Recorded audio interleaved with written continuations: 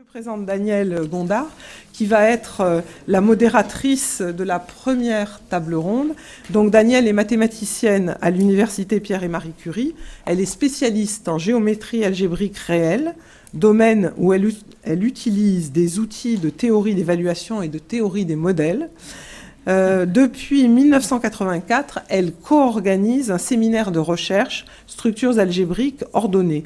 Mais depuis 2004, elle a été sollicitée pour créer un diplôme interuniversitaire entre Paris 3 et Paris 6 pour un diplôme de formation continue sur l'égalité femmes-hommes. Ce diplôme, qui est à Bac+4, est une formation pluridisciplinaire qui est compatible avec une activité professionnelle.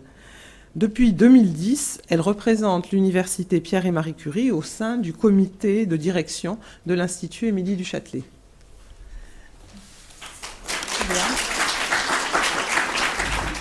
Bonjour à toutes et à tous. Merci d'être si nombreux pour cet après-midi dédié aux sciences. Je pense que nous sommes presque aussi nombreux que pour celle dédiée à la sexualité. C'est quand même encourageant. Et donc, le titre de cet après-midi, enfin de cette première table ronde de l'après-midi, existe-t-il un gène du scientifique? Alors, bien entendu, on présuppose que ce gène ne va pas exister, et sinon on l'aurait trouvé. Alors, en fait, compte tenu de l'intervention de Véronique précédemment, ça supposerait que la mythique bosse des maths serait en fait une bosse d'Adam qu'on ne rencontre guère que chez les hommes. Et comme les mathématiques sont ma discipline et que nous sommes le mois des prix Nobel, n'est-ce pas, et que l'effet de plafond de verre ne fait que accentuer l'effet de rareté ou de minorité des femmes dans les milieux scientifiques, je voudrais donc dire qu'il n'y a pas de prix Nobel en mathématiques et rappeler que la plus haute récompense en mathématiques s'appelle la médaille Fields, qu'elle est attribuée tous les 4 ans à un mathématicien ou à plusieurs mathématiciens en général. Et elle a été créée par un legs de John Charles Fields. Et en fait, le lauréat doit avoir moins de 40 ans, ce qui est une condition quand même assez dure si on pense aux femmes. Mais c'est inutile de dire lauréate, parce que sur les 52 médailles Fields qui ont été décernées depuis 1936, il n'y a aucune femme. Donc là, la proportion, c'est 52-0. Alors, au fond, ça n'est guère mieux en ce qui concerne les autres sciences dites dures, parce que sur plus de 500 prix Nobel scientifiques décernés depuis 1901, on en a 15 pour les femmes, donc 2 en physique, 4 en chimie et 9 en physiologie et médecine. Mais on pourrait penser, peut-être, les choses s'améliorent, on va de l'avant, mais pas du tout. On a parfois le sentiment, je pense que beaucoup dans cette salle sont de cet avis, que l'on recule plus qu'on avance. Et si on regarde les 2 dernières années, 2010 et 2011, pour les prix Nobel scientifiques, il y a eu 13 hommes distingués et, encore une fois, 0 femmes, comme en maths. Donc, nous ne pensons pas qu'il existe un gène du scientifique, mais néanmoins, ce genre de statistique est quand même très gênant. Alors, nous avons réuni dans cette table ronde 4 intervenantes qui sont spécialistes de différents champs scientifiques, sciences de l'éducation, psychologie du développement, neurobiologie, et toutes les 4 vont également nous faire part d'actions en faveur de la place des femmes dans les domaines des sciences et techniques. Donc, je vais commencer par présenter rapidement nos intervenantes. Donc, Isabelle Collet, qui est juste à ma gauche, est informaticienne et scientifique de formation. En 2005, elle a soutenu un doctorat en sciences de l'éducation à l'université Paris-Ouest Nanterre-La Défense, dont le titre était « La masculinisation des études d'informatique ».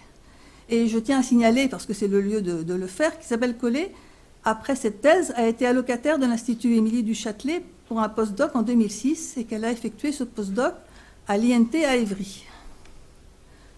Elle est maintenant maître d'enseignement et de recherche sur les questions de genre et d'éducation à l'Université de Genève. Et elle est également chercheuse associée à l'équipe Genre, Savoir et Éducation de l'Université de Paris-Ouest, toujours Nanterre-La Défense. C'est un titre très long, j'avoue. Paris 10, c'était plus court, oui, mais bon. En 2006, elle a publié un ouvrage, L'informatique est-elle un sexe, aux éditions L'Harmattan, ouvrage qui a reçu un prix de l'Académie française des sciences morales et politiques. Et après avoir beaucoup travaillé sur la question du genre dans les sciences et techniques, elle explore maintenant les questions de mixité à l'école, et en particulier Un article publié en 2011 a pour titre « Filles et garçons à l'école » dans les cahiers pédagogiques numéro 487. Bon, on ne va peut-être pas entrer dans les détails. Voilà donc pour notre première intervenante qui est à ma gauche. Ensuite, Marie-Odile Lafosse-Marin, qui est donc un peu plus loin à gauche. Elle a une formation de physicienne et un doctorat en sciences de l'éducation. Elle a eu plusieurs postes de professeur de sciences physiques. Et elle est maintenant chargée de mission à l'espace Pierre-Gilles de Gênes de l'ESCPCI. Non, si c'est ça, ESPCI Paris Tech sur le programme Les scientifiques à l'école. Et l'école. Et les scientifiques et l'école, pardon, excuse-moi. Oui, collaboration. Et alors, dans ce programme, elle fait des recherches sur les représentations que les enfants et les professeurs des écoles se construisent des scientifiques. Elle fait des actions en faveur de la formation des professeurs des écoles à l'enseignement des sciences et des actions d'accompagnement, coopération de sciences et technologies à l'école primaire par des étudiants en sciences et des élèves ingénieurs. Alors, parmi les publications, je vais citer le titre de la thèse, les représentations des scientifiques chez les enfants, filles et garçons, influence de la pratique des sciences à l'école primaire, thèse qui a été dirigée par Nicole Mosconi. Et un autre titre très évocateur, des choses et des mots d'enfants pour dire les sciences. Gaïd Lemaner Idrissi, qui est donc au bout à droite de cette table, enfin à ma droite tout au moins, elle est professeure de psychologie du développement à l'université de Rennes 2. Elle est directrice du laboratoire de psychologie du développement et de l'éducation, qui est une composante du Centre de recherche en psychologie, cognition et communication. Et ces recherches ont deux axes. Un axe sur le développement social du jeune enfant, construction de l'identité de genre, qui est un axe qui nous intéresse prioritairement ici, et un axe qui est également aussi intéressant parce qu'il peut y avoir des coordinations entre les deux, la communication verbale et non verbale, en particulier le cas des enfants sourds implantés.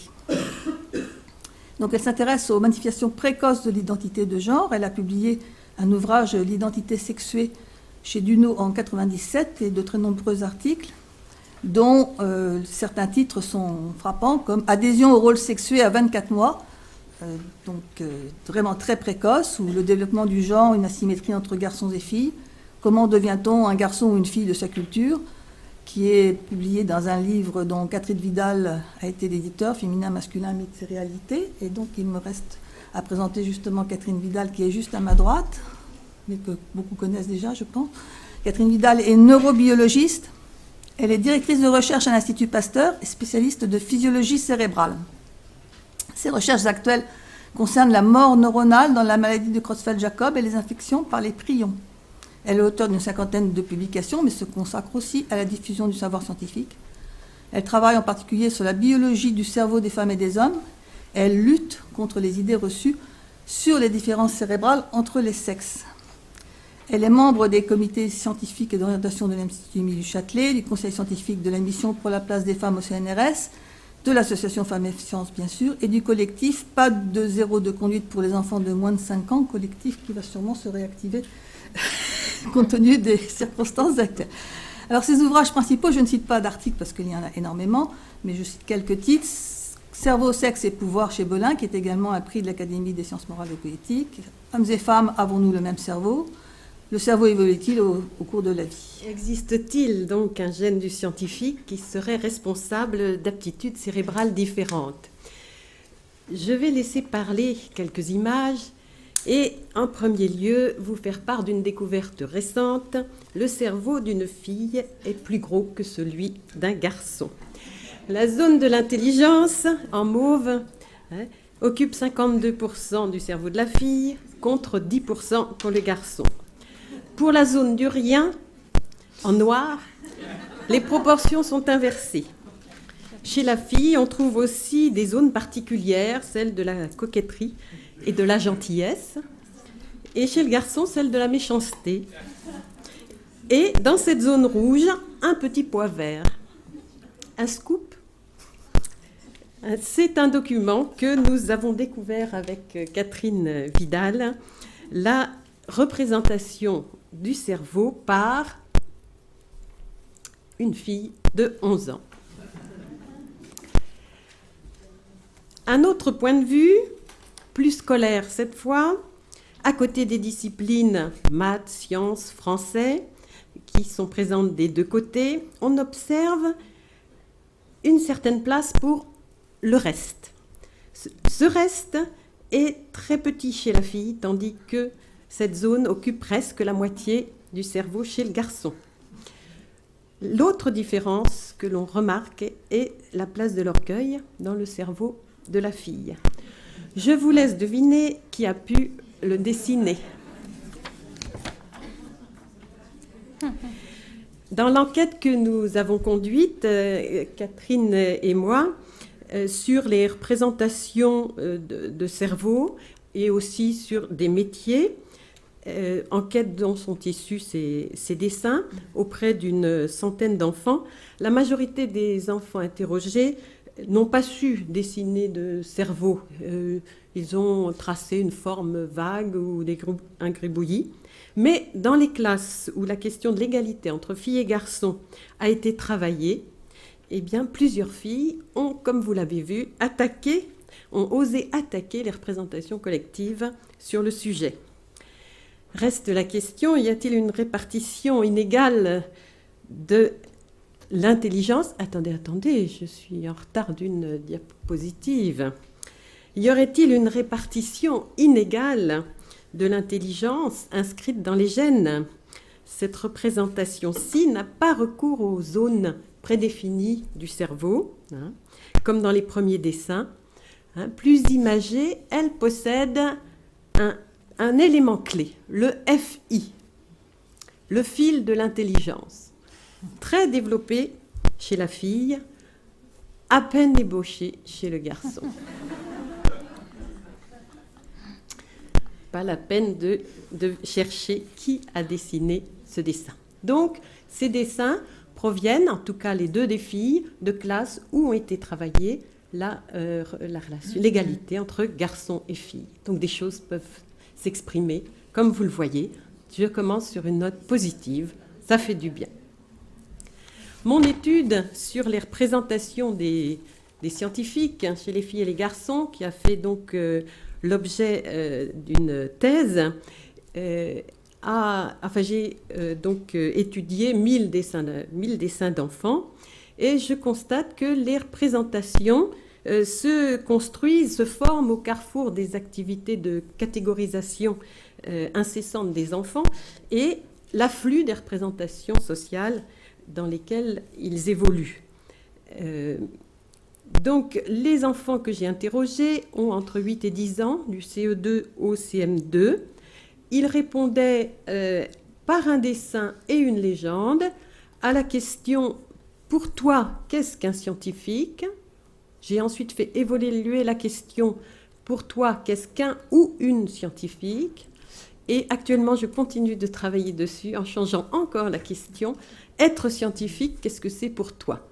Évidemment, pour toi, qu'est-ce qu'un scientifique pouvait induire une réponse masculine et d'un scientifique solitaire. Or, je voulais vraiment étudier ça. Mais en réalité, en posant la question qu'est-ce qu'un ou une scientifique, ça n'a pas changé grand-chose dans les réponses. En tout cas, ça n'a rien changé chez les garçons et ça a un tout petit peu changé chez les filles. Une étude très importante a été faite aux États-Unis, Draw a Scientist, puis Draw Two Scientists. Il n'y a pas le même caractère masculin de a scientist et les résultats sont les mêmes que ceux que je trouve, c'est-à-dire en gros 70% de représentation d'hommes contre à peu près 30% de femmes. Moi j'ai un peu moins parce qu'il y a environ 10% de personnages dont le sexe est soit indéterminé, soit indéterminable à l'analyse. Donc, on ne naît pas scientifique, on le devient. Alors, on se demande ce que Anna, si cette question est possible, pour Anna qui se projette dans la représentation de la scientifique, qui est une petite fille qui lui ressemble, qui est très imaginative. C'est un être humain. C'est joli, N-A-I-T-R-E. En fait, je ne vois pas pourquoi c'est différent des autres. Et derrière une ligne qui les sépare, elle représente aussi sur le même dessin des garçons.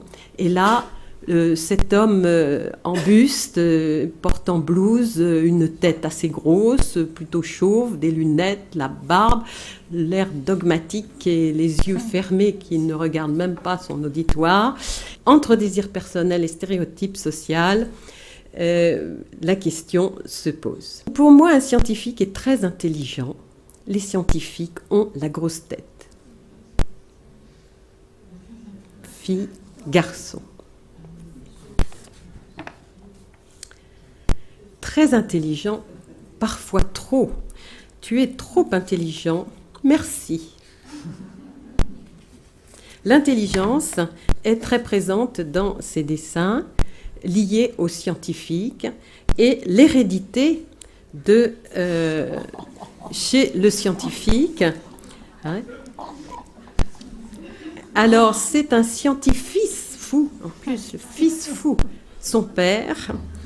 Les enfants se questionnent sur l'hérédité. Est-ce que l'intelligence ou la folie qui a un certain attrait quand même chez le scientifique, eh bien, sont héréditaires ou pas? Hérédité ou héritage?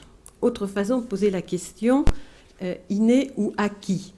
Dans mon étude, j'ai été surprise de constater que dans les écoles classées défavorisées, 90% des enfants n'avaient pas fait de sciences, n'avaient pas eu d'enseignement des sciences, alors que 45% en avaient eu dans les écoles favorisées.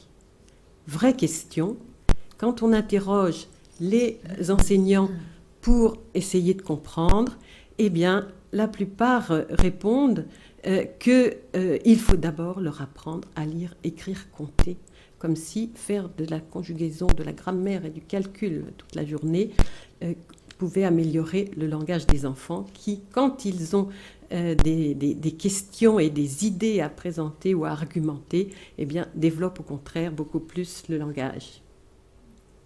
Donc, est-ce qu'il n'y a pas là, dès le départ, une véritable injustice sociale, un germe de reproduction sociale, s'ils n'ont pas droit à un enseignement comme les autres, sous prétexte d'apprendre à lire, écrire, compter? Les femmes, bien sûr que certaines filles représentent des femmes, hommes ou femmes travaillant dans les sciences, avec des images plus ou moins positives. Il y aurait beaucoup à dire, mais bon, dans cette première question, je ne m'étends pas. Le constat impressionnant, c'est que les filles dessinent autant de femmes que d'hommes en CE2 et 2 fois moins déjà de femmes que d'hommes en CM2. Donc, en l'espace de 2 ans, eh bien, il y a une chute assez vertigineuse. Quant aux garçons, ne cherchez pas les femmes scientifiques, ni en CE2, ni en CM2, il n'y en a quasiment pas, alors que, quand même, ce sont souvent des institutrices, des maîtresses, des professeurs femmes qui leur enseignent les sciences. Certaines d'entre elles ont commencé à dessiner une femme scientifique, vous voyez ses cheveux bouclés, la jupe, etc., qu'elles ont gommé pour remplacer par un homme. Et elle n'est pas la seule. Vous voyez aussi que Manon a fait la même chose, gommer la femme qu'elle avait spontanément cherché à dessiner. Autocensure chez les filles, constatée dans un certain nombre de dessins, plus autocensure chez les enfants de milieux défavorisés, se disant parfois « les sciences c'est peut-être bien, mais ce n'est pas pour moi », dès l'âge de 8-10 ans, double autocensure pour les filles de milieux défavorisés. Dès que la biologie, en l'occurrence le cerveau, serait à l'origine des différences de performance qu'on peut constater entre les garçons et les filles en sciences et en maths, est une très vieille idée qui vient du 19e siècle et qui était néanmoins toujours bien présente dans les années 68, quand a été lancée cette fameuse théorie des 2 cerveaux, où on prétendait que les femmes sont meilleures dans le langage parce qu'elles auraient un hémisphère gauche plus développé, tandis que les hommes, eux, seraient meilleurs pour se représenter l'espace, la géométrie, les maths, à cause d'un hémisphère droit plus performant.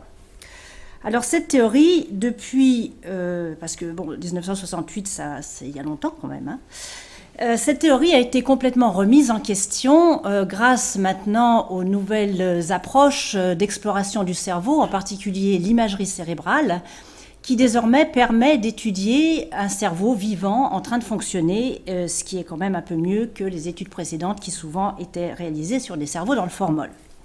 Alors que nous dit l'imagerie cérébrale ? On va prendre l'exemple de cette expérience.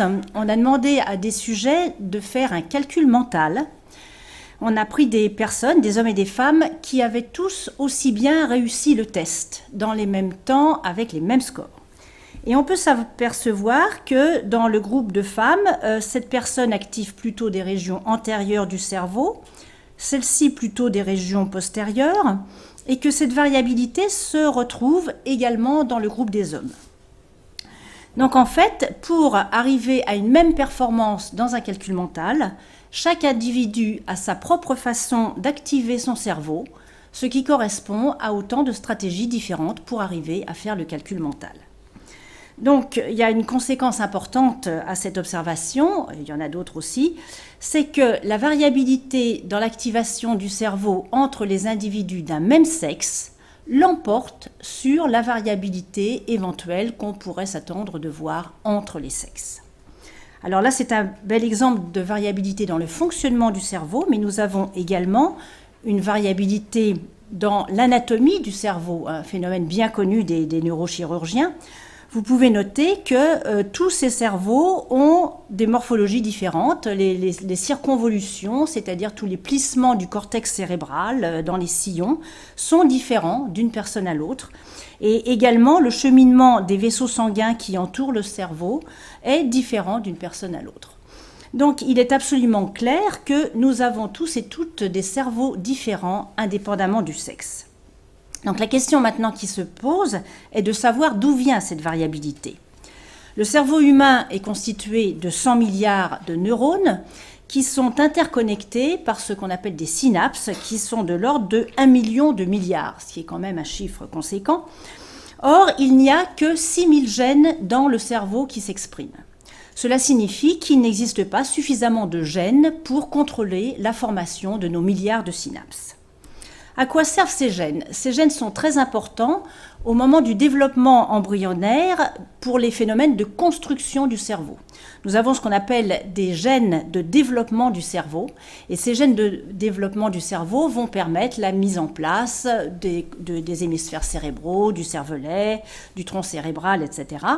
Mais ce qui est intéressant de noter, c'est que ces gènes de développement du cerveau sont totalement indépendants des chromosomes X et Y.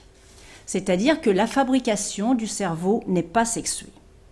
Alors arrivé au jour, à la naissance, le petit bébé humain possède 100 milliards de neurones qui, à ce moment-là, à la naissance, vont cesser de se multiplier. Vous avez ici représenté des coupes très fines qui ont été réalisées à travers le cerveau, le cortex cérébral, à différents âges, depuis la naissance et aux âges de 1 mois, 3 mois, 6 mois, 15 mois et 24 mois.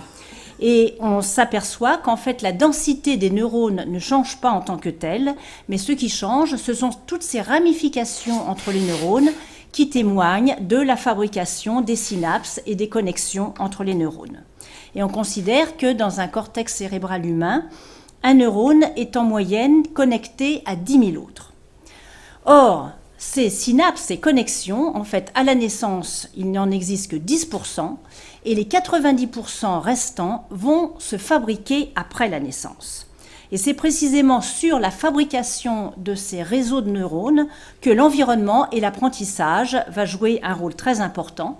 Et on utilise le terme de plasticité cérébrale pour décrire cette capacité du cerveau à se façonner finalement en fonction de l'expérience vécue par chacun. Donc cette plasticité, elle est très importante du temps de l'enfance, mais elle continue chez l'adulte, et nous allons en voir quelques exemples. Premier exemple, le cerveau des pianistes ou le cerveau des violonistes, on observe des choses similaires. En général, les musiciens professionnels sont les chouchous des spécialistes de la plasticité cérébrale, parce que ce sont des personnes qui ont commencé très tôt à pratiquer de façon intensive un instrument et qu'ils continuent à l'âge adulte. Et donc, on peut s'attendre à ce que cette pratique intensive puisse laisser des traces dans le cerveau. Et c'est effectivement ce que l'on voit Chez ces pianistes-là, par exemple, il y a un épaississement du cortex cérébral dans les régions qui contrôlent la coordination des doigts et l'audition. Et ce phénomène d'épaississement est dû à la fabrication de nouvelles connexions entre les neurones. Et chose très importante, cet épaississement est proportionnel au temps consacré à l'apprentissage du piano pendant l'enfance. Donc c'est bien l'entraînement qui a entraîné ce phénomène et non pas des personnes qui seraient nées avec un gros cortex cérébral et qui de ce fait seraient devenues musiciennes. Autre exemple de plasticité, cette fois-ci à l'âge adulte, on prend des étudiants et on leur demande de jongler avec 3 balles. Au bout de 3 mois, ils réussissent à bien jongler et en 3 mois seulement, on s'aperçoit qu'il y a ce phénomène d'épaississement des régions cérébrales qui contrôlent la coordination motrice et la vision. Et s'ils cessent de s'entraîner, on s'aperçoit alors que les régions qui étaient épaissies vont rétrécir. Donc c'est une observation importante qui montre que dans certains cas, il peut y avoir des phénomènes réversibles dans l'épaississement ou le rétrécissement du cortex cérébral. Donc maintenant que vous savez tout sur cette plasticité du cerveau humain, qui fait que donc l'expérience vécue, qu'elle soit concrète ou abstraite, modifie à la fois la structure et le fonctionnement des circuits de neurones, vous pouvez donc mesurer l'importance de l'environnement socio-culturel dans l'émergence des différences d'aptitudes, de comportement et de personnalité entre les garçons et les filles. Merci. Développementaliste, je vais vous parler de la niche développementale des garçons et des filles. Effectivement, on entend par niche développementale, par analogie à la niche écologique, eh bien les particularités du milieu dans lesquels les enfants grandissent. Et il se trouve que, compte tenu des travaux que j'ai réalisés, mais aussi des lectures que j'ai pu faire sur ce thème, eh bien, il apparaît que ces niches sont fortement différenciées, et ce, dès la fin de la première année.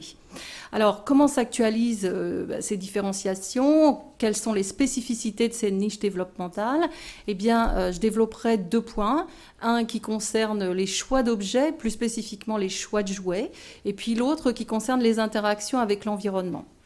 Alors tout d'abord, premier point, en ce qui concerne les choix de jouets, il apparaît effectivement que très tôt, à partir de 16 mois, garçons et filles vont préférer des objets que l'on dit culturellement comme étant définis à l'un ou l'autre sexe. On parle de jouets masculins ou de jouets féminins. Vous avez tous en tête cette dichotomie et puis les représentants de ces différentes catégories. Alors, en quoi c'est important compte tenu de notre thématique aujourd'hui? Eh bien, c'est très important parce que ces jouets, et donc ces préférences très précoces, dont on reviendra sur l'origine tout à l'heure dans la question numéro 2, eh bien, vont plonger garçons et filles dans des univers très différents et surtout vont leur permettre de développer des compétences, elles aussi différentes et en lien avec justement des prérequis nécessaires quant au développement des capacités requises pour suivre des études scientifiques. On peut aller très loin dans le développement. Alors si je reviens à ces jouets, à leur spécificité, concernant les objets masculins, il y a des travaux très sérieux qui ont montré qu'il y a des objets masculins qui sont très nombreux, plus nombreux comparativement aux objets féminins, qui sont beaucoup plus diversifiés et qui vont aussi susciter des compétences dans le domaine de la structuration spatiale, dans le domaine de l'orientation, dans le domaine de la mémoire. Et puis, de façon générale, les objets masculins, les jouets féminins, donc confiés aux petits garçons préférentiellement, eh bien, vont leur permettre davantage de créativité et puis aussi d'innovation. Alors, si on s'intéresse maintenant aux jouets féminins, eh bien, ces jouets sont moins nombreux comparativement aux objets masculins. Ils sont moins diversifiés et ils sont surtout, comme l'on dit, à forte prototypie. C'est-à-dire qu'en fait, en général, les jouets féminins sont une miniaturisation des objets qui servent aux soins, aux tâches domestiques et puis aux soins apportés notamment aux jeunes enfants. Vous avez là aussi, j'imagine, des images qui vous viennent. Alors, ce qui est caractéristique, c'est que ces jeux, ces jouets, eh bien, laisseront moins de place à la créativité et laisseront davantage de place aux comportements imitatifs. Et puis, vous voyez quels sont les comportements imitatifs auxquels nous pouvons penser.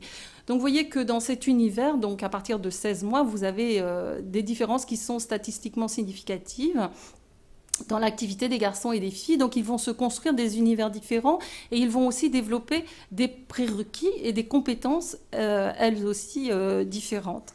Alors, le deuxième volet que je voulais développer ici, c'est celui qui a trait aux interactions, au rôle de l'environnement social et des interactions. Qu'en est-il concernant le développement des interactions du jeune enfant avec ses partenaires d'âge, ses pairs, dit-on classiquement? Eh bien, il s'avère que dès 2 ans, on observe un phénomène de ségrégation sexuelle. Alors, à quoi ça renvoie? Eh bien, au fait que les filles vont préférer, dès cet âge-là, la présence et le jeu avec d'autres petites filles, et comparativement, bien, les garçons vont eux aussi privilégier des interactions avec d'autres garçons.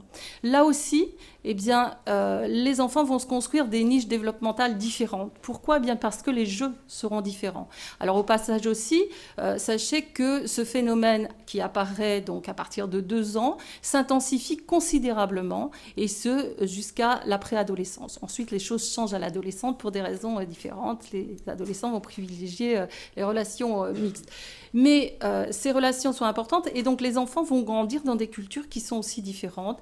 Et ainsi, les filles vont privilégier les relations en petits groupes, des petits groupes qui sont relativement stables, et elles vont privilégier les interactions langagières. Et en ce qui concerne les garçons, eh bien, ils vont davantage occuper l'espace, ils vont fonctionner en grands groupes, ils vont occuper davantage donc la cour de récréation, en l'occurrence, ou l'espace crèche, et ils vont privilégier des relations qui sont de type agonistique, et donc, de ce fait, vont développer aussi des compétences qui sont différentes. Donc, je voulais attirer votre attention sur cet aspect des choses, et je voudrais conclure aussi sur les variabilités. Là, je dresse des portraits qui sont moyens, hein, c'est-à-dire qu'on a des études très sérieuses qui montrent qu'il y a des différences statistiquement significatives dans ces 2 domaines-là, au niveau des interactions et des choix de jouets, mais il y a des études qui commencent à poindre et qui montrent que, eh bien, il y a des différences en fonction de l'âge, en fonction aussi des cultures, en fonction des niveaux socioculturels, etc., et qui sont autant de perspectives d'avenir pour nous, parce que ça veut dire que ce n'est pas inéluctable et que ce n'est pas tout à fait la même chose dans tous les milieux. Excusez-moi, je suis enrhumée, je fais de mon mieux. Alors moi, je forme les enseignants et les enseignantes du canton de Genève à la question du genre en éducation. Et la question qui les fascine, c'est de savoir si on se débarrasse de toute culture à l'origine, du début, de tout là-bas, est-ce que dans le cerveau, il n'y a pas quelque chose? Alors, premièrement, je leur dis qu'un être humain débarrassé de toute culture, on ne sait pas comment c'est fait, ça n'existe pas. Mais, comme vraiment, la cause première, ils veulent la connaître, ils veulent savoir, donc je leur parle des travaux de Catherine Vidal, je leur parle des travaux de Gaïd Lemaneur, et ce qui est fascinant, en fait, ce que j'essaie de leur faire comprendre, c'est que ce qui est le plus curieux, c'est pas tant qu'on distingue de légères différences de comportement entre les garçons et les filles, avec, si on va très vite, peut-être des garçons un peu plus toniques et des filles un peu plus dans la communication, donc de légères différences. Ce qui est fascinant, c'est le pouvoir de prédiction qu'on donne à ces très légères différences. C'est-à-dire qu'on a de fortes différences, par exemple, entre milieux sociaux, entre des enfants d'un milieu social à un autre. On a de fortes différences interindividuelles. Si on prend par exemple, un exemple que mes étudiants aiment bien, le jeune Albert Einstein, qui fait partie, vous voyez, le grand cerveau des scientifiques, qui s'est mis à parler très tard, à aucun moment on a dit, maintenant on dit, vous voyez, il a parlé très tard, mais pourtant il était très intelligent. Les enfants, il y a des enfants qui parlent plus ou moins tôt, qui marchent plus ou moins tôt, on ne leur fait jamais porter sur eux une prédiction du genre, ah ben, il marche plus tard, il ne sera jamais sportif, il parle plus tard, il ne sera jamais orateur. Par contre, les différences entre les garçons et filles, ces infimes différences, beaucoup plus fines que les différences interpersonnelles, elles, on leur confère un pouvoir de prédiction extraordinaire et finalement un petit peu autoréalisateur au bout d'un moment. La deuxième chose, c'est que les enseignants et les enseignantes croient, c'est un peu ce que disait Véronique tout à l'heure, foncièrement dans le pouvoir de l'école. Enfin, heureusement, ils sont en début de carrière. J'ai pas envie de leur dire que c'est pas vrai, ça, soyons bien clairs. Ils pensent que l'école a les moyens. Je me souviens d'une enseignante qui me dit, aujourd'hui, l'école a les moyens et on a les moyens de les faire réussir. Super. Bon. Leur dire que si l'école a peut-être les moyens, ça va pas être si simple, et que l'école produit involontairement des inégalités via l'institution, via les enseignants, etc., c'est très dur à entendre, surtout en début de carrière, et pour beaucoup d'entre eux et d'entre elles, ce que je comprends tout à fait. Et la deuxième chose, c'est qu'ils renvoient très facilement la faute ailleurs. C'est le politique, c'est la société, c'est les parents, éventuellement c'est le système éducatif tel qu'il est conçu, mais c'est pas moi. Moi, je suis pas sexiste, peut-être mes collègues, parfois, moi non. Bon. Donc ça, c'est le deuxième obstacle qu'on a à faire passer, et là encore, je comprends tout à fait, on est en début de carrière, il faut qu'ils aient cette foi en l'enseignement, sinon ils ne peuvent pas se lancer. C'est quand même terriblement angoissant d'arriver dans la salle de classe. Si en plus on pense qu'on va de toute façon pas y arriver, évidemment, ça va pas aller. Et enfin, beaucoup d'entre eux croient en Mars et Vénus.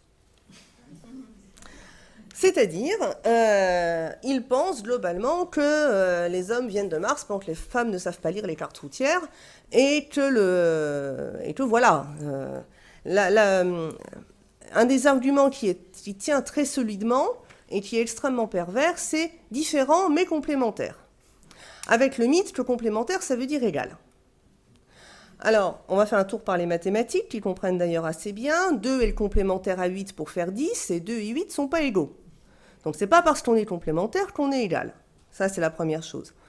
La deuxième chose, c'est que c'est extrêmement pratique de dire on est différent mais complémentaire. Comme ça, on justifie toutes les différences qui se produisent autour de nous, mais en disant « mais ça fait rien, les deux ont la même valeur ». Sauf que, évidemment, ça marche jamais tout à fait.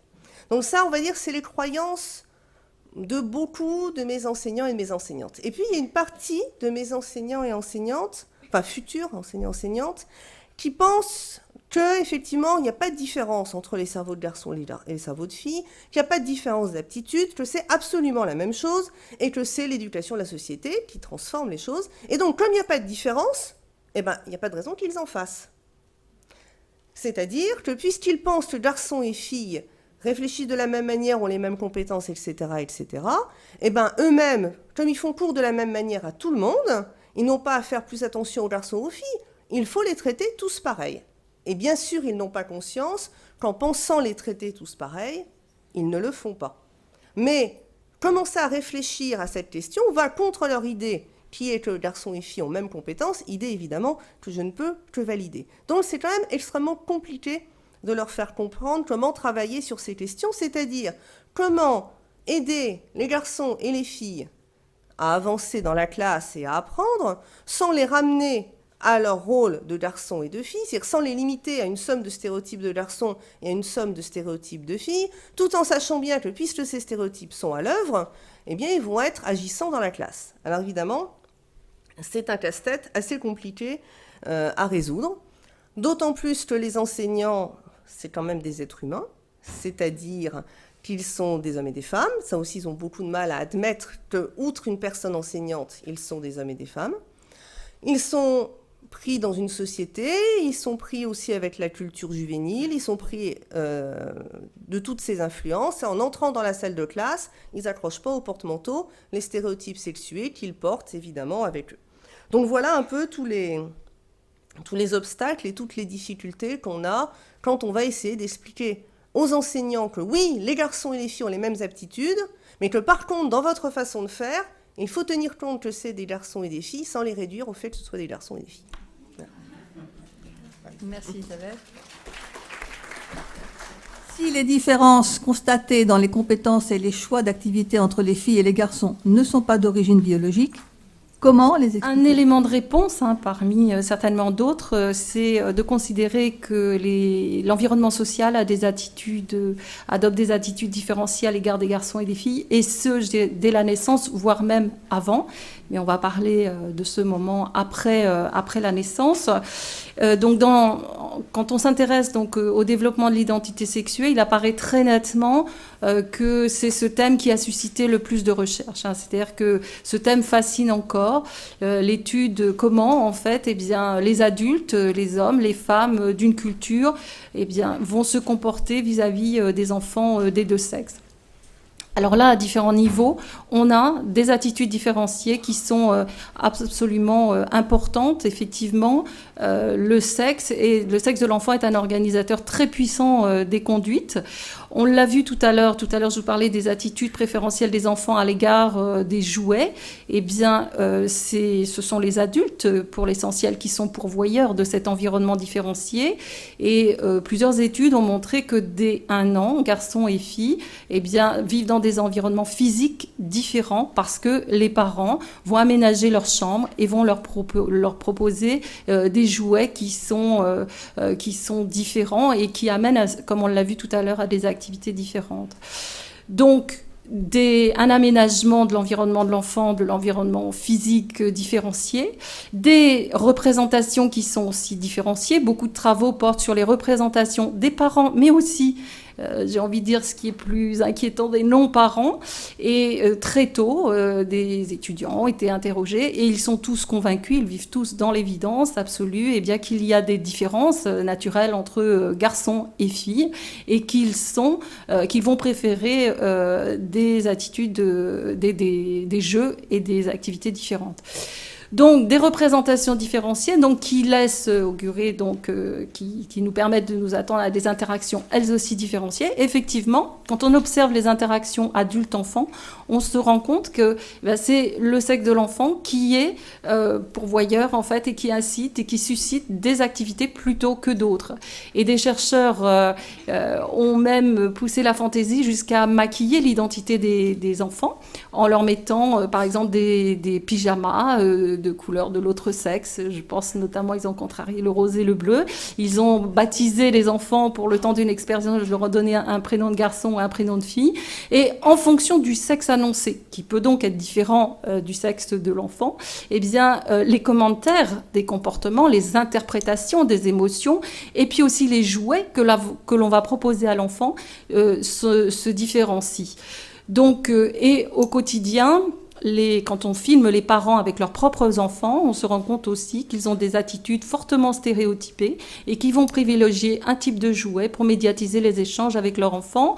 Je rajouterai aussi que les garçons sont davantage poussés vers des activités physiques, non médiatisées par des objets, alors que l'on va privilégier davantage l'objet au sein des dyades, au sein des jeux de la famille. Donc là, il y a vraiment derrière ces conclusions énormément de travaux.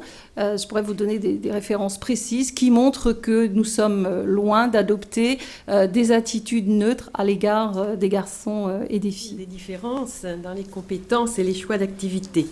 Eh bien, pour Mélissa, qui a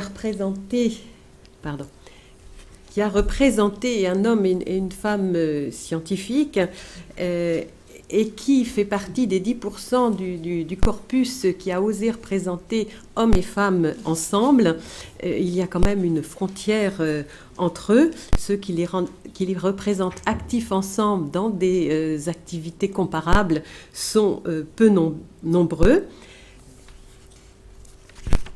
Elle a quand même ce mérite. Pouvoir choisir. Eh bien, je m'appuierai sur le dessin de Chloé. Tous ces enfants ont répondu toujours à la même question. Pour toi, qu'est-ce qu'un scientifique ? Chloé, dans son dessin, représente à la fois, sans doute, de la chimie, de l'archéologie, des mathématiques, de la médecine. Donc, pour elle, il y a une diversité tout à fait possible. dans l'étude un peu approfondie et systématique que j'ai faite, eh bien, à l'aide d'analyses factorielles de correspondance multiples, j'ai essayé de mettre ensemble à la fois les 4 variables principales de mon étude, hein, le sexe de l'enfant, ont-ils fait des sciences, oui ou non, le niveau de classe et les écoles favorisées ou défavorisées. Eh bien, on observe une distribution selon un premier axe qui est plutôt CE2, CM2, hein, où on constate que dans cette zone, les enfants de CE2, comme d'ailleurs les enfants d'écoles défavorisées, ne mentionnent que très peu de thèmes scientifiques, hein, soit dans le dessin, soit dans la légende. Et l'autre axe est plutôt orienté selon à la fois non-oui, on fait des sciences ou pas, et CM2, CM1, avec 2 profils d'enfants. Hein. Les CM2 qui n'ont pas fait de sciences parlent plus de maths et de médecine. Les CM1 qui ont fait des sciences parlent plus de SVT et d'astronomie. Alors, où se trouvent les garçons et les filles dans cette analyse factorielle?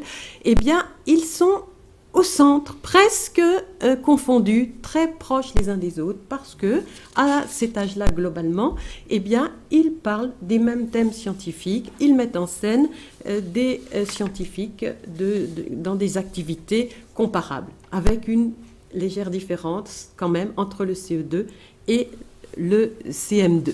Ce ne sera plus le cas à l'adolescence. Alors, j'ai aussi fait une recherche en m'appuyant sur les travaux d'Isabelle sur « il expérimente, elle observe ». Bon, les hommes sont-ils plus actifs et les femmes plus passives, tel que le stéréotype peut nous le faire croire? Ce n'est pas le cas de Laurie, hein, et elle n'est pas la seule, heureusement. Donc, j'ai regardé de façon très systématique, d'une part dans les verbes utilisés par les enfants, puis aussi dans les attitudes des scientifiques qu'ils dessinent, et bien la répartition des verbes d'action. Dans le langage des filles, donc dans la strate des filles, eh bien on voit que les hommes et les femmes qui se trouvent représentés ici, les deux ensemble, eh bien, représentent une sorte de triangle dans lequel on trouve de façon tout à fait à égale distance, hein, l'expérimentation, le faire, l'observation, chercher, rechercher. Donc, il n'y a pas de différence, hein, dans les verbes qu'ils utilisent pour dire l'activité des garçons et des hommes et des femmes, les filles. Tandis que chez les garçons, eh bien, les hommes qui sont là, chercher la femme, les femmes, elles sont si peu nombreuses, elles sont là. Les hommes font tout. Les hommes font tout. La femme est hors du champ de représentation des garçons, que ce soit en CE2 ou en CM2. Alors, si quand même, ce que je voudrais dire, c'est que j'ai fait la même étude sur les attitudes des scientifiques dessinés. Et là, bon, c'était la même chose chez les hommes, chez les garçons. Mais chez les femmes, eh bien, il y avait un petit décalage vers d'expérimentation vers l'homme scientifique et d'observation vers la femme, comme si l'image avait plus d'impact, hein, dans le stéréotype, que le langage. J'ai recherché aussi les scientifiques dessinés qui disent « je » dans une bulle, hein, 8 fois plus d'hommes que de femmes. Les filles emploient un « je » descriptif. Je fais des expériences, j'observe, 2 fois sur 3, ce sont des hommes qui parlent, et les garçons emploient beaucoup plus souvent un jeu réflexif. J'ai réussi, j'ai trouvé, je suis intelligent, je suis le premier, je suis un génie, et ce sont toujours les hommes qui parlent. Alors, le dernier dessin que je voudrais vous montrer et qui m'a fait longtemps réfléchir parce que je n'arrivais pas à le décoder, c'est celui de Jessica. Elle représente un homme et une femme. C'est bien, ils disent tous les deux « je », c'est bien. La femme est quand même d'un format beaucoup plus petit. Et si on regarde de près ce qu'ils disent, la femme dit « je sais des choses », l'accession au savoir, eh bien, elle en a conscience. Toutes les courbes le disent, les filles accèdent au savoir scientifique. L'homme dit « et moi, j'en ajoute ». Dès cet âge-là, les filles pensent avoir accès au savoir, mais elles croient, et les garçons aussi, que ce sont les hommes qui créent le savoir. Et d'autres indices le montrent aussi. Bon, alors je voulais juste rajouter, si c'est possible, une dernière diapo. Comment réduire la distance entre représentation et réalité? Les études de psychologie sociale montrent comment les représentations ont un caractère systémique tel que c'est difficile de les modifier. Le noyau résistant aux informations contradictoires. Donc, faut-il décatégoriser pour recatégoriser? Vous voulez rendre une formation au genre auprès d'enseignants et d'enseignantes un peu palpitante, mettre un peu d'ambiance, vous parlez de ces résultats très connus en sciences de l'éducation qui montrent qu'en termes d'interaction avec les élèves, environ 2/3 partent en direction des garçons et 1/3 part en direction des filles. Là, je peux vous assurer qu'il va y avoir des remous, ça va protester, ils vont vous dire pas chez moi, etc., etc. Donc je suis allée dans des classes de mes enseignants en formation et enseignantes, et puis je suis allée faire des comptages. Je vous rassure, 2/3, 1/3, ça marche à tous les coups. Et là, les enseignants et enseignantes veulent bien vous écouter, parce que vous étiez dans leur classe. Alors je vais vous raconter ce qui s'est passé dans une classe de maths. C'était très frappant. Alors c'est une classe de maths qui correspondrait pour nous à un lycée professionnel. C'est un petit effectif, il doit y avoir quelque chose comme 12 élèves. Et quand on rentre dans la classe, la première chose qui frappe, c'est que les filles sont projetées contre les parois. C'est-à-dire, elles sont au bord ici, au bord là-bas, et comme elles sont tournées vers le bureau, vous voyez, appuyées dos au mur, et elles regardent le bureau, donc collées contre les parois. Et en plus, elles mettaient beaucoup de soin à devenir totalement invisibles et transparentes. Et l'enseignant qui est au milieu, quand on regarde une salle, bien évidemment, je vous vois vous plus que vous et vous, forcément. Donc la plupart de l'attention de l'enseignant était portée vers le milieu et donc vers les garçons qui étaient au milieu. Mais cet enseignant avait bien voulu que je vienne dans sa classe parce qu'il me disait qu'il avait un problème dans la participation des filles. Et donc il essayait de les faire parler, de les faire intervenir, et on voyait que, il les traînait, c'était très difficile. Et à un moment, donc il demande des résultats, des garçons proposent des résultats, les filles ne disent rien, et finalement il se tourne vers les filles et il leur dit « Bon, parce qu'il y en a une qui ose aller au tableau ». Et vous voyez, par ces propos-là, il confirmait dans un sens que pour les filles, ça faisait peur, puisqu'il fallait oser. Mais en même temps, quand on regardait comment ça se passait, c'était bien ça. Il n'y en avait pas une qui osait aller au tableau. Et puis à un moment, il y a une jeune fille qui s'est levée et qui a traversé la salle pour aller jeter quelque chose à la poubelle. Ça a été un défilé de mode sur environ 5 mètres. Elle s'est levée, elle était dans la représentation d'elle-même. Et là, on voyait très bien que garçons et filles avaient investi des rôles de sexe très différents et que pour s'exprimer, cette fille, elle employait ce qu'elle supposait être les armes dont elle avait à sa disposition pour se faire remarquer dans la classe. Et donc, c'était un défilé de mannequins et elle était extrêmement dans la séduction. Et les garçons employaient ce qu'ils estimaient être leur arme pour se faire remarquer dans leur classe, c'est-à-dire prendre la parole en public. Alors que les filles de cette classe ne prenaient la parole que dans l'interaction avec l'enseignant, mais dans le privé. L'enseignant passait dans leur rang, et là, elle l'interpellait. Et après, j'ai demandé à cet enseignant quelque chose qui remplit toujours les enseignants de beaucoup de perplexité. Je lui ai demandé, à votre avis, dans cette classe, quels sont les bons élèves? Alors là, évidemment, angoisse, c'est quoi un bon élève? Qu'est-ce que je peux dire? Je ne veux pas stigmatiser. Qu'est-ce que vous entendez par là? Je lui dis comme vous voulez, dites-moi. Et il se met à me décrire. Lui, il est très engagé. Elle réfléchit beaucoup. Bref. Et cette fille-là qui s'était levée et qui était celle qui, par la suite, avait le plus participé et avait parlé dans l'espace public et avait fini par donner des réponses, je lui dis, et elle? Il me dit, je sais pas.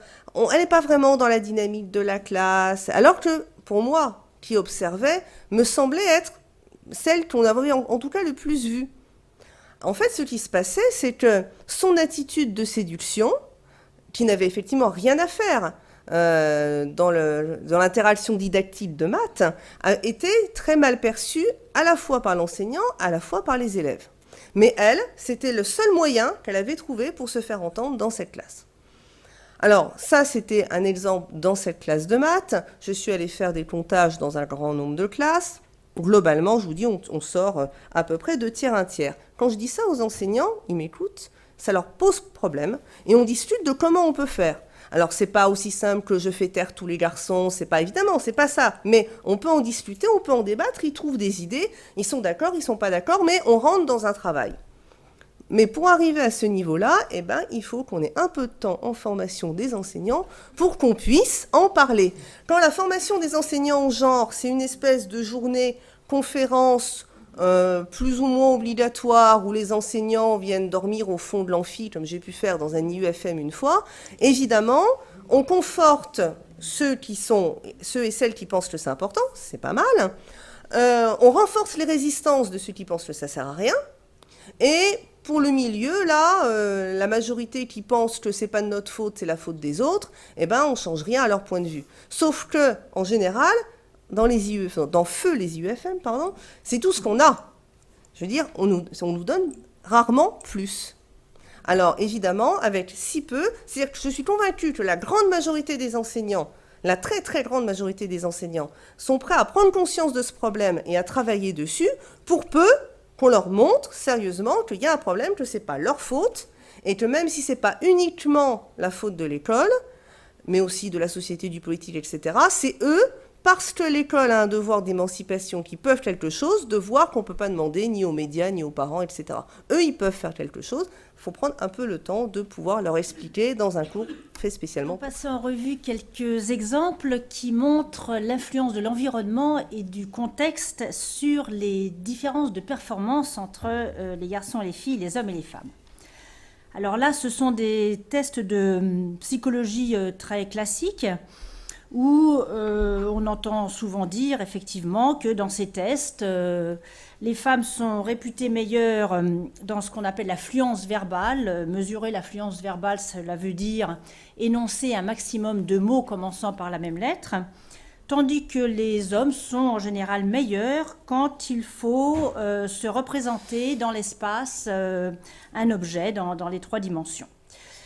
Alors, déjà, on peut dire que ce n'est pas très compliqué, ces tests-là. Hein. Et bon, qu'il y ait des différences de performance, pourquoi pas, ce sont des résultats qu'on obtient souvent. Nous allons donc ensemble interpréter la signification de ces différences de performance. Donc, premièrement, noter des différences de performance. Plasticité cérébrale oblige, ne permet pas de savoir quelle est l'origine de ces différences de performance. Est-elle innée ou est-elle acquise? Et on remarquera en particulier que les différences en question ne sont détectées qu'à partir de l'adolescence, qu'également elles disparaissent avec l'apprentissage, c'est-à-dire si on fait passer des tests pendant une semaine, au bout d'une semaine, les scores s'égalisent. D'où l'influence de l'éducation et de la culture dans l'émergence de ces différences de scores dans ce type de test. On va revenir sur ce fameux test de rotation mentale en 3 dimensions, dont on parle beaucoup, c'est soi-disant le test qui différencie les hommes des femmes.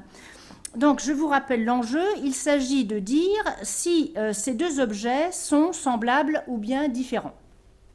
Alors si on fait le test dans une classe, et qu'avant de faire passer le test, le professeur annonce qu'il s'agit d'un test de géométrie, on observe que les garçons sont meilleurs que les filles, et la différence est d'environ 10%. Mais si le professeur annonce auparavant qu'il s'agit d'un test de dessin, à ce moment-là, les filles sont meilleures que les garçons.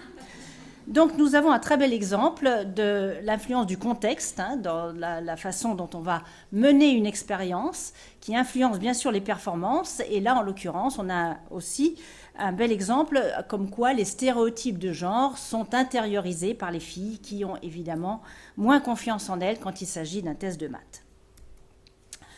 Toujours les mathématiques, une étude publiée récemment dans Science, très intéressante, qui montre, en fait il s'agit d'un même test de mathématiques qui a été passé dans 40 pays différents par 300 000 adolescents âgés de 15 ans.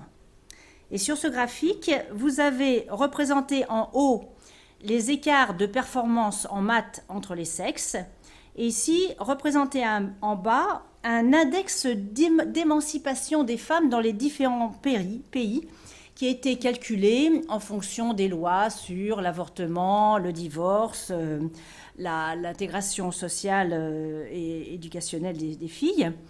Et on s'aperçoit que dans des pays comme la Turquie, la Corée et l'Italie, il existe des différences importantes entre les sexes dans les scores en mathématiques. Par contre, ces différences n'existe quasiment plus dans des pays comme la Norvège, la Suède ou l'Islande, où là, il y a un fort index d'émancipation des femmes. Et entre les deux, on trouve les USA, le Portugal, la France et la Pologne. Donc ce résultat nous interpelle parce qu'il laisse penser que les écarts de performance en maths sont finalement aussi fonction de la culture égalitaire des différents pays. Encore toujours cette question des mathématiques, parce que c'est évidemment au cœur des choix d'orientation scolaire et professionnelle. Il y a eu des enquêtes statistiques réalisées sur des échantillons très importants de 10 millions d'élèves qui ont été réalisées aux États-Unis. Dans les années 90, ces enquêtes avaient montré qu'en moyenne, les garçons étaient meilleurs que les filles dans les tests de maths. Et les mêmes enquêtes commanditées en 2008 montrent que cette fois-ci, filles et garçons ont des scores équivalents.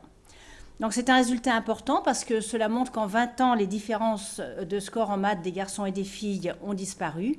Et ce résultat permet d'évacuer complètement l'hypothèse biologique. On ne peut pas imaginer qu'en 20 ans, il y a eu une sorte de mutation dans le cerveau des filles qui fasse qu'elles deviennent d'un seul coup bonnes en maths. Donc c'est bien l'éducation et pas la biologie qui explique les différences de score entre filles et garçons en mathématiques et également dans les autres domaines. Mais malgré tout ça, nous avons eu cet événement en janvier 2005. Le président de l'université de Harvard, grande université célèbre à l'époque, M. Larry Summers, a déclaré que la faible représentation des femmes dans les matières scientifiques s'explique par leur incapacité innée à réussir dans ces domaines. Bon, il y a eu des protestations.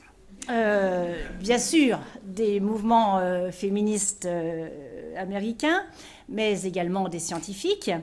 En fait, un certain nombre de scientifiques, il y a eu des débats qui ont été relatés dans la presse, et les scientifiques qui prenaient la défense de M. Larry Summers étaient des scientifiques qui, c'est un petit peu dommage, utilisaient les vieux arguments d'il y a 50 ans pour dire qu'il y a des différences entre les garçons et les filles dans le cerveau.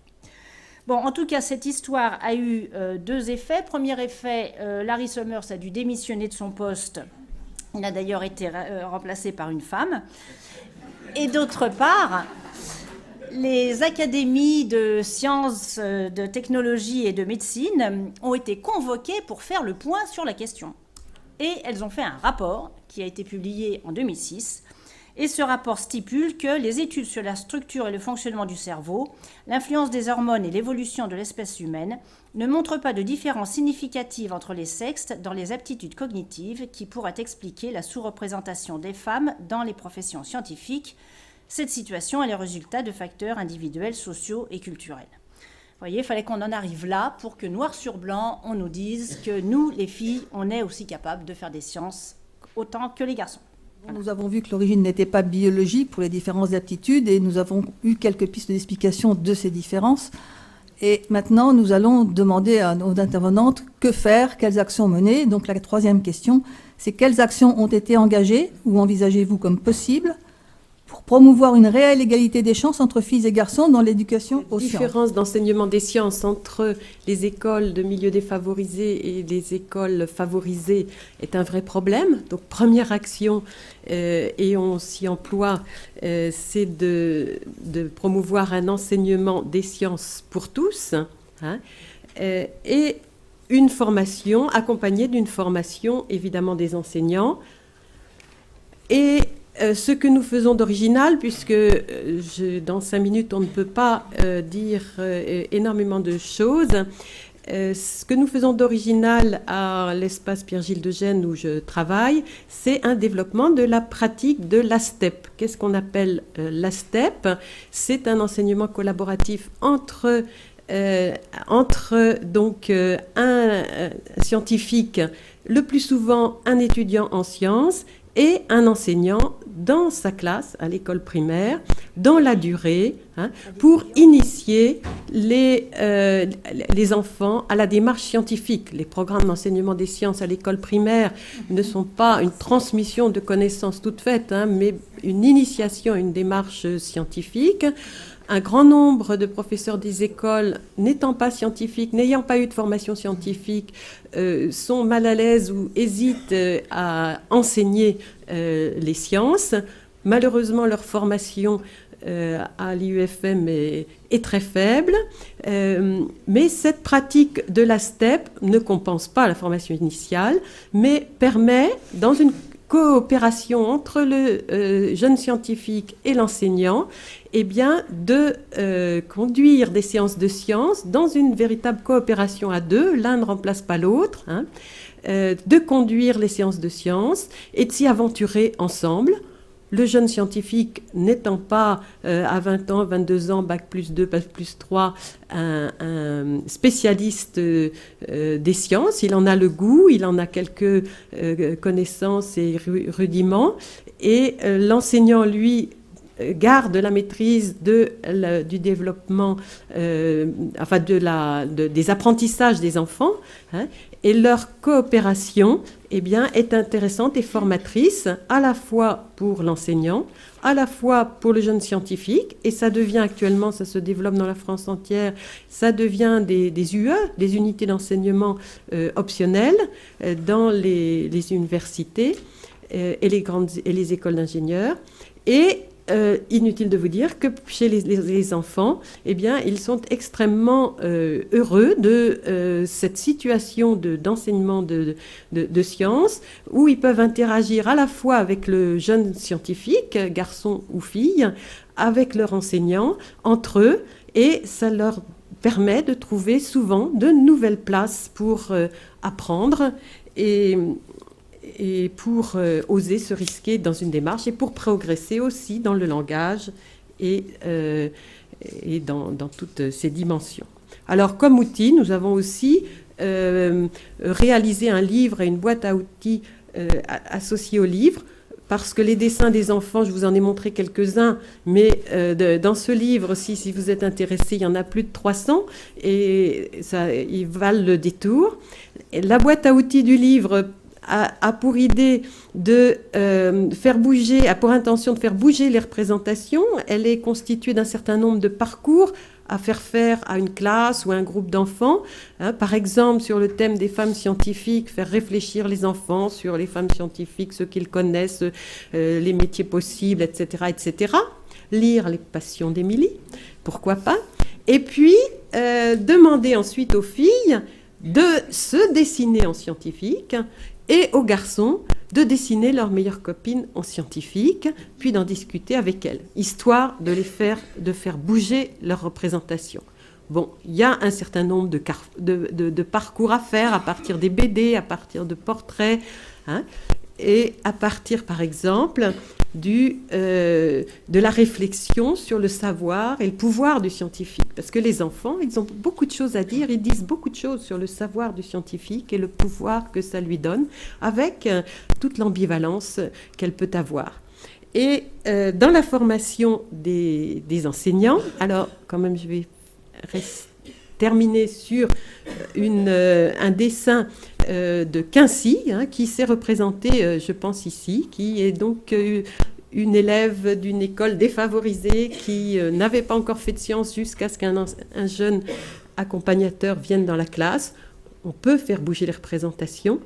Et quand on présente cette étude aux enseignants, alors là je rejoins ce que disait Isabelle tout à l'heure, dans la formation des enseignants à l'enseignement des sciences que nous faisons chez nous, enfin des enseignants d'école primaire, quand je leur pose la même question, pour vous, qu'est-ce qu'un scientifique, de ne pas hésiter à se lâcher, donc ils disent, quelquefois ils dessinent, et quand ils se rendent, et que je leur montre les dessins des enfants, ils prennent conscience tout d'un coup qu'ils transmettent ces représentations, souvent stéréotypées, et enfin, au bout d'un certain moment, mais il faut un certain temps, ils commencent à bouger et à se dire qu'ils sont responsables de cette transmission de représentation. Une parenthèse non optimiste. Mais voilà. Alors, pour vous expliquer où je veux en venir, il y a quelques années de ça, ça devait être en 2004 par là, j'étais en charge d'un volet d'une recherche européenne sur les bonnes pratiques pour inciter les filles à faire de l'informatique dans 7 pays d'Europe. Chaque pays a collecté des bonnes pratiques chaque équipe des différents pays a collecté des bonnes pratiques dans son propre pays, et on s'est retrouvé à Bruxelles autour d'une table avec chacun notre petite pile de pratiques. Alors, la France, on avait une petite pile comme ça, on n'était pas très encombré. La Grande-Bretagne avait une pile conséquente. La Belgique, qui a l'air d'être un tout petit pays comme ça, avait une pile qui est à peu près la taille de celle de la Grande-Bretagne. Enfin, vous voyez, c'était très variable. Et par contre, ce qui était un peu angoissant, c'est qu'on avait tous les mêmes chiffres. C'est-à-dire qu'on était tous aux environs de 15%. Alors, autant dire que la représentante du Royaume-Uni qui était là, quand elle a vu qu'avec autant de bonnes pratiques, dont certaines avaient 10 ans, 15 ans de recul, et qu'elle avait les mêmes 15% que nous autres en France, avec notre tas extrêmement minime, il y a eu un moment d'abattement où elle s'est dit « mais à quoi ça sert ?» Alors, au lieu d'étudier les bonnes pratiques, on a décidé d'étudier pourquoi tant de bonnes pratiques et si peu d'effets. Alors, globalement, qu'est-ce qu'il est sorti? Ce que je vais dire là, on l'a étudié pour l'informatique, mais c'est général. Enfin, c'est d'un constat que je partage avec d'autres collègues qui, comme moi, ont mis en place un certain nombre d'actions et qui, comme moi, sont un peu déçus du résultat. Qu'est-ce qu'on constate? Bon, eh bien déjà, sur la grande quantité de pratiques, beaucoup de pratiques, c'est-à-dire plus de la moitié, environ 60%, quelque chose comme ça, sont dirigées vers les filles et les femmes. Alors attention, je ne veux pas dire qu'il ne faut pas, n'est-ce pas Véronique, faire des pratiques envers les filles et les femmes, et je veux continuer à en faire, seulement il ne faut pas faire que ça, parce que si on fait uniquement des pratiques envers les filles et les femmes, on donne insidieusement l'impression que c'est de leur faute, et si elles se bougeaient un peu plus, eh ben on n'aurait pas ce problème.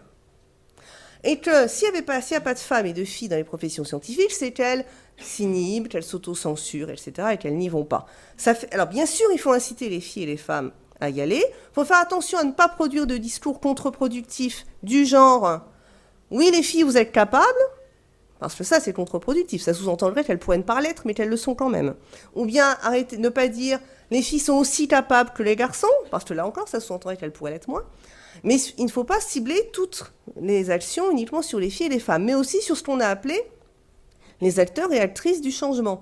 C'est-à-dire, s'il y a on essaie de prétendre, on essaie de dire aux garçons, on essaie de dire aux filles, pardon, les métiers n'ont pas de sexe, et puis ensuite elles regardent autour d'elles, et elles disent, ben si, quand on regarde dans la vie publique, ça se voit. C'est pas vrai, on n'est absolument pas crédible. Et on peut toujours prétendre aussi auprès des garçons, les métiers n'ont pas de sexe, mais on les incite pas à aller dans le soin aux personnes, dans l'enseignement, etc.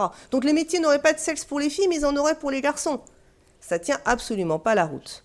Donc beaucoup de ces actions sont ciblées sur les filles, pas suffisamment sur les entreprises, la formation des enseignants, mais vous avez compris que je pense que c'est important, etc., etc. Ça, c'est une chose. Et une deuxième chose, c'est que les personnes qui pourvoient ces actions, qui sont toujours à la recherche de financement un peu partout, alors la délégation aux droits des femmes, en Suisse, c'est les bureaux de l'égalité, l'Union européenne, etc., etc., sont contraintes à faire du zapping. C'est-à-dire, on demande un renouvellement sans cesse des innovations, des nouvelles idées, autrement, autre chose, etc. Ça marche peut-être pour l'industrie, l'innovation continuelle, mais là, on est sur des pratiques qui ont besoin de s'installer pour que ça marche. Des fois, on me dit, mais combien de temps faudra le faire? Et je réponds, tout le temps. Enfin, je veux dire, le jour où on aura fait la révolution et qu'on n'aura plus d'écart entre les sexes, on n'aura plus besoin. Mais tant qu'on ne l'a pas faite, tout le temps. Parce que dès qu'on lâche l'affaire, je ne vais pas dire le naturel revient au galop, je ne pense pas qu'il y ait de naturel, mais on revient sur les proportions d'avant. J'avais connaissance d'une excellente mesure qui avait été faite dans la région de Pau, dans le sud de la France, où ils avaient mis ensemble des collèges, des lycées professionnels, des associations de parents, la mairie qui avait prêté des locaux municipaux, et puis des conseillères d'orientation psychologue. Enfin, vraiment, tout le monde s'était mis pour faire en sorte qu'on arrête de faire 95%, 5% dans les filières des lycées techniques. Au bout de 3 ans, ils étaient arrivés à 70-30 dans leur lycée technique. Extraordinaire quand on parle de, vous voyez, électromécanique, enfin ce genre de choses. Et combien de temps? Eh bien, il aurait fallu tenir l'effort continuellement. Mais pour tenir cet effort, il faut une subvention continue et pas un zapping de une étude, un projet, un machin, etc. Il faut absolument tenir longtemps. Et un des problèmes de ces actions qu'on a évaluées, c'est qu'on demande par exemple un bilan à 2 ans. Alors évidemment, au bout de 2 ans, le bilan est nécessairement formidable parce que sinon on n'a plus de subvention. Et puis ensuite, là, on a fait la formation des enseignants. L'année prochaine, il faudrait qu'on fasse la violence contre les femmes. Et puis l'année d'après, il va falloir qu'on fasse, vous voyez. Et alors, on morcelle, au lieu de tenir une action qui... Alors, je salue l'IEC de sa constance et la région de la constance avec laquelle elle soutient l'IEC, parce que c'est la seule solution, tenir une opération suffisamment longtemps pour que non pas les effets s'ancrent et deviennent autonomes, parce que, je répète, si on lâche, si on arrête de subventionner, eh bien on revient à l'état initial, tant qu'on n'a pas basculé, et je pense que d'ici la retraite, je ne suis pas sûre que je verrai cette... Je vais parler de quelques actions dans lesquelles je suis engagée depuis un certain temps.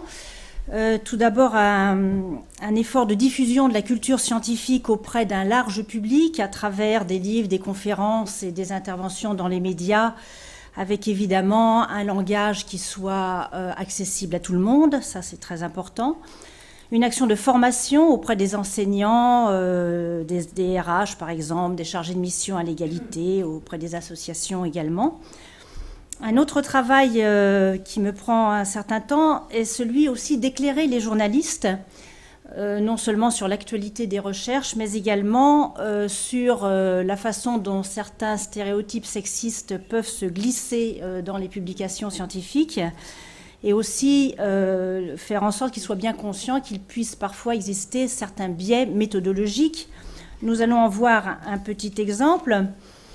Nous avons tous entendu dire que si Lehman Brothers avait été Lehman Sisters, la crise financière mondiale n'aurait été évitée.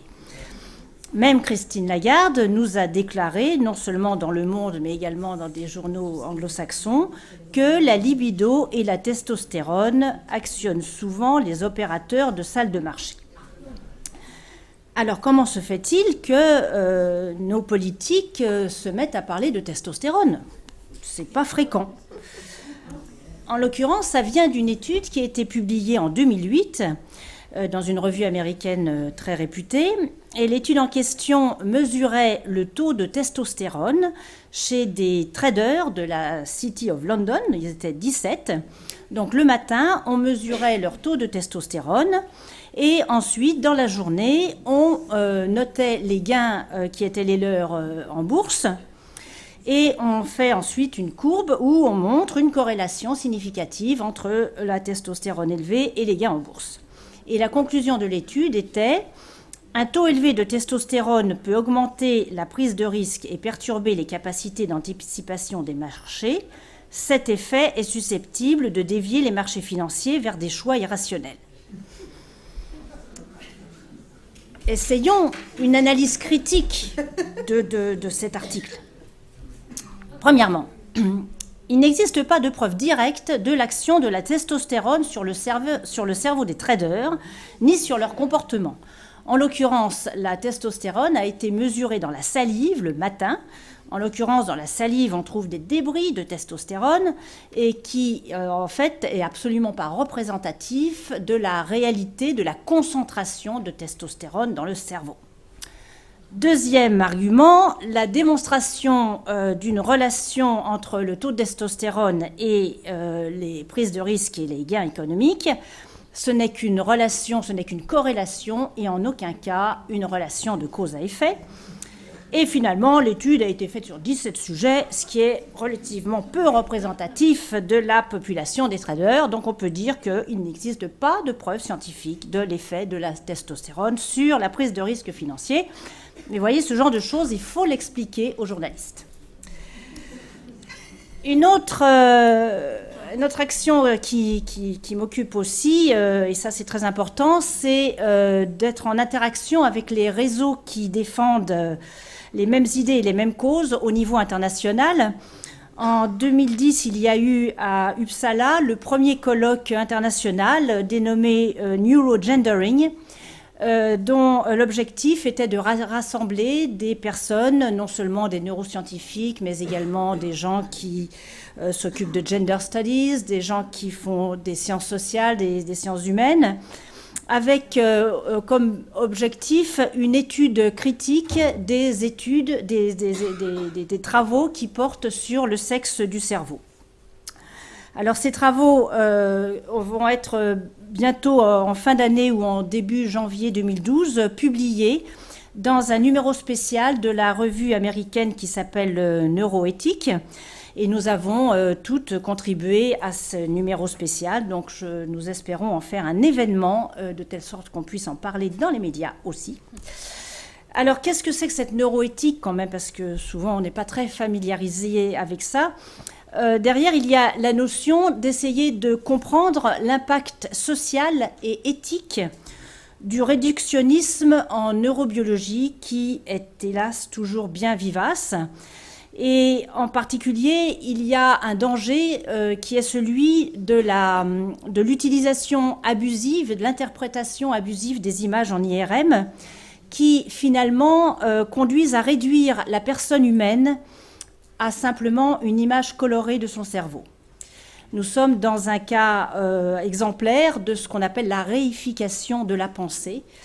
Et il faut voir aussi que ces images colorées du cerveau ont souvent un pouvoir de fascination pour un grand public qui n'est pas très au courant de la réalité expérimentale de l'IRM. Et surtout quand on se met à comparer des images de cerveau entre les sexes, mais aussi entre des groupes sociaux ou ethniques, cette notion de comparaison va encourager une classification hiérarchique. Et bien sûr, il est très important d'être vigilant sur ces questions. D'où ce slogan, la neuroéthique contre le neurosexisme. L'idée étant donc de défendre une éthique dans la production des savoirs, en l'occurrence éveiller la responsabilité des chercheurs sur l'impact de leurs travaux dans un contexte social et anthropologique. Et une autre priorité également est de diffuser des informations de qualité vers un grand public, de telle sorte à promouvoir une image positive de la recherche scientifique, en particulier à la lumière des connaissances sur la plasticité cérébrale. Donc, je vais passer très vite sur des choses qui ont été dites. Donc, il apparaît clairement qu'il est nécessaire en fait d'agir au niveau des stéréotypes. Chez le tout petit, eh bien, comment ça peut s'actualiser? Lorsque les pratiques sont observées, on se rend compte que le personnel des crèches, mais aussi les enseignants d'école maternelle, les ATSEM aussi, eh bien, vont adopter très rapidement des attitudes différenciées, comme je l'ai souligné tout à l'heure, donc je n'y reviens pas. Un exemple qui pourrait illustrer ceci, c'est par exemple l'accès à l'autonomie, où dès la petite section de maternelle, eh bien, quand les enseignants et les ATSEM sont observés avec les enfants, on se rend compte que eh bien, les garçons sont aussi dépendants que les petites filles à la rentrée, à l'égard de l'adulte, mais très vite, les enseignants et aussi les ATSEM vont conduire les petits garçons à prendre leur autonomie, alors qu'elles vont tolérer davantage une plus grande dépendance des filles. De la même façon, je ne reviendrai pas non plus sur les attitudes différenciées à l'égard des jouets. C'est-à-dire nous sommes tous pourvoyeurs justement de ces jouets auprès de jeunes enfants. Donc il faut combattre les stéréotypes pour combattre les attitudes différenciées. Mais encore faut-il que les différents acteurs puissent prendre conscience des attitudes différenciées. Et je m'englobe aussi dans ces acteurs, bien évidemment. Donc des formations. Ça a été développé par Isabelle, je ne peux qu'y souscrire. Donc il faut multiplier les formations, la sensibilisation. Enfin, il y a quand même de bonnes nouvelles. Il y a dans certaines formations des heures qui sont consacrées justement à la sensibilisation, certainement pas suffisamment, mais il y en a, donc c'est un premier pas. Je vois aussi une bonne nouvelle dans l'introduction l'an dernier, en 2010, du programme Sciences Po des Gender Studies. Donc ça peut vouloir dire, alors ça j'ai trouvé que c'était une très bonne nouvelle, ça peut vouloir dire que certains... des jeunes vont pouvoir réfléchir à la mise en œuvre de politiques nouvelles pour justement prendre en charge différemment les garçons et les filles. Donc je crois qu'il faut continuer de cette façon-là. Si je m'inspire des travaux qui ont été réalisés, qui sont condensés dans un ouvrage d'Eliott, qui a publié l'an dernier un ouvrage qui s'appelle « Cerveau rose, cerveau bleu », elle recense en fait les prérequis et qui sont nécessaires quant au développement des capacités en mathématiques, en physique, enfin plus généralement dans les matières scientifiques.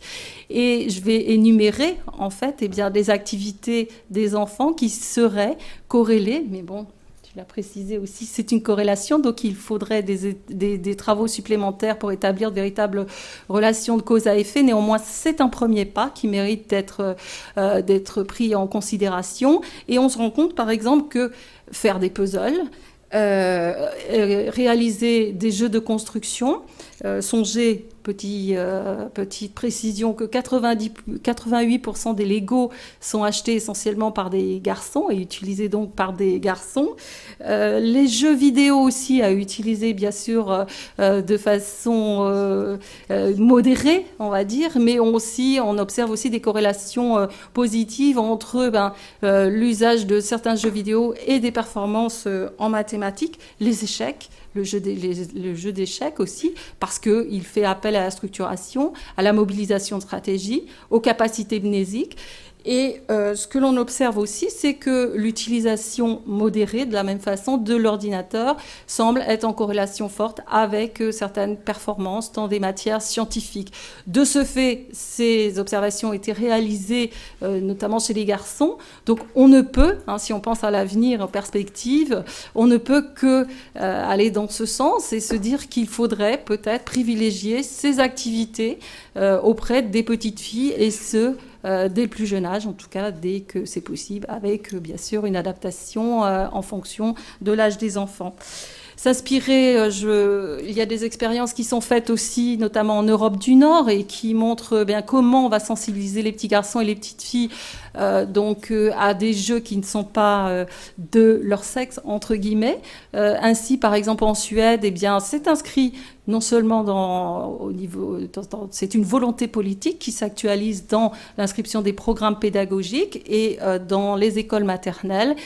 On se doit d'agir contre les stéréotypes et de faire en sorte que garçons et filles soient éduqués de la même façon.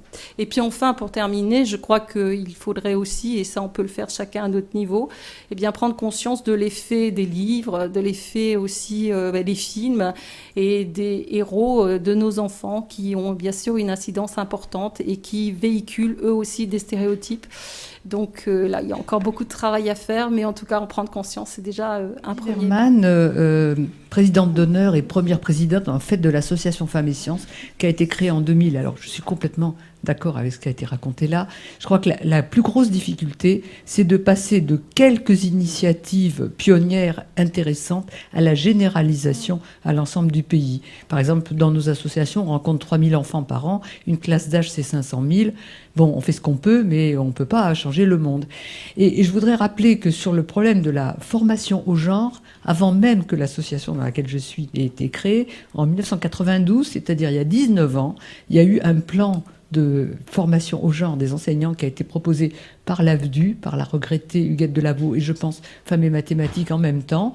19 ans après, on attend toujours. Alors les raisons sont variées, c'est pas à moi de vous les expliquer pourquoi ça n'a pas été fait. Donc, je réagis par rapport au thème existe-t-il un gène du scientifique ? Moi, je pense réellement qu'il y a un problème au niveau des mécanismes de l'orientation, principalement à l'issue des filières d'enseignement secondaire, et même après, entre 20 et 25 ans, parce que c'est là que se passent en réalité les choses pour celles qui ont réussi. Je vous parle de celles qui ont réussi. Je pense d'une part qu'il faut laisser davantage de place à un choix réel de la personne, parce que tel que les choses se font actuellement, c'est une sélection sociale et par les conditions économiques, et il y a une hiérarchisation très forte des filières.